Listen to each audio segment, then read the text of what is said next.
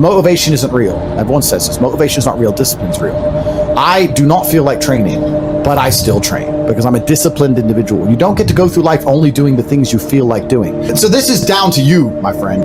And listen, you may feel fired up for 10 minutes after this little talk, but you're not going to feel fired up forever. You need to put systems in place. You need to get discipline. You need to get an atmosphere of people around you who are going to keep you accountable and not make it easy for you to continue to be a f***ing nobody. And then you're going to fix your life.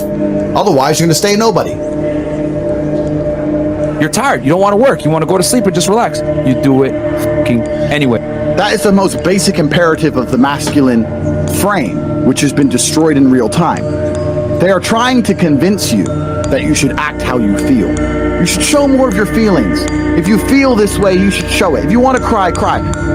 What I'm saying is the reason they're trying to bring out emotionality in you is because of exactly what Myron said. Most of the time, you don't feel like doing the things you're supposed to do. But the true masculine frame throughout history was doing the things they didn't want to do, but they knew they had to do because they had honor and duty. That's what honor and duty means. Do you think the men on the Titanic wanted to stay on the fucking Titanic? No, we're men. We have to stay. We're scared, but we must. It's our duty to let the women and children on the lifeboats. This is masculine duty. A good man controls himself. I have absolute self-control. Emotional control is absolutely and utterly important as a man. I'm saying that you need to understand as a man, there are certain principles under which you act regardless of how you feel. I can wake up in a terrible mood. I can wake up sad. I can ache. I can have a busy day, stressed, etc. I will complete the same tasks as if I woke up in a fantastic mood. I'll do the same things because how I feel has no bearing on the things I'm going to do with my day because I have duty to myself and to my bloodline. Because you think there's something wrong with you. You go, well, I lack motivation. I don't have the motivation to go to the gym. Well, here's the news flash. Neither did I. And I still did it. So now what are you going to say? Now you have no excuse, right? Oh, you're scared to get in the ring. So was I. I still did it.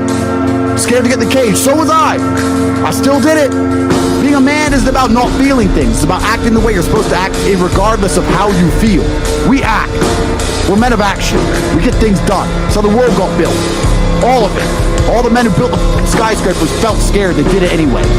You need to become a man of action. Stop worrying about how you feel and start worrying about what you're supposed to be doing. How about that? I've always been disciplined myself because I've always lived a disciplined life. I lived in a disciplined household. Like there was no such thing as I don't want to. So even now if I wake up and I don't want to do something, I don't need someone to tell me to do it because I'll do it anyway. I mean, who wants to run a marathon? Nobody. Who wants to do that? You just do it, don't you? Because, you know, it's the thing you're going to have to do, and you have to blood, sweat, tears. There is a version of the world where you can feel things and really not give a how you feel. Like, if I feel sad, it does not change how I act, and it does not change the things I do. If I don't feel like going to the gym, I go to the gym. If I don't feel like working, I will still work. If I wake up in a happy mood and I have a business to run, if I wake up in a sad mood, I have the same shit to do.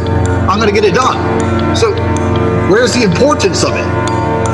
It's in my mind, that's how I view it. Like, how does that affect what I'm going to do? Well, nothing. It doesn't. Motivation in and of itself is a scam. I don't believe in motivation. I believe in discipline. I am not motivated to do the things I'm supposed to do every day. I don't wake up full of like joy. I have to go to the gym, or that I have to work, or I deal with crap. I don't feel motivated to do them. I'm disciplined. I do them regardless of how I feel. Whether I'm in the mood to do it or I'm not in the mood to do it, it gets done. That's discipline. Discipline's a real thing. Motivation is fleeting. You're never going to be permanently motivated. If you're the kind of person who can only try hard at something he enjoys, then you're going to fail. If you truly want to win, you can't only want to win when you're happy, and you can't only want to win when you're motivated. You're competing against men like me who will perform even when it's raining, not only when the sun is shining. And if you're going to be the kind of person who can only do it in one of those scenarios, you are going to lose. You must be prepared to perform all of the time. I have a lot of people who message me and say, oh, I struggle with motivation. And my answer is simple. Then stay a loser. If you can't find the motivation to not be a loser, then I strongly recommend you just stay a loser, stay in your lane, and stay out of my way. I have no time for people who cannot find the motivation to fix themselves and fix their own lives. I've been the kind of person who will perform 7 days a week. Doesn't matter how I feel, doesn't matter what's happened, doesn't matter if I'm happy or sad, things must be done. And this is the mindset you need to adopt if you want to be a winner. I think a man should have absolutely no interest in whether he's actually happy or not.